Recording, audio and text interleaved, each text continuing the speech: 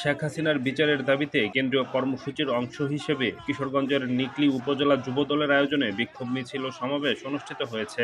বুধবার দুপুরে নিকলী উপজেলা যুবদলের আহ্বায়ক মোহাম্মদ আব্দুল মান্নান এবং সদস্য সচিব মোহাম্মদ সাইফুলের নেতৃত্বে একটি বিশাল মিছিল পুরাতন বাজার থেকে শুরু হয়ে নিকলীর প্রধান প্রধান সড়কগুলো অতিক্রম করে আবারও পুরাতন বাজারে এসে শেষ হয়।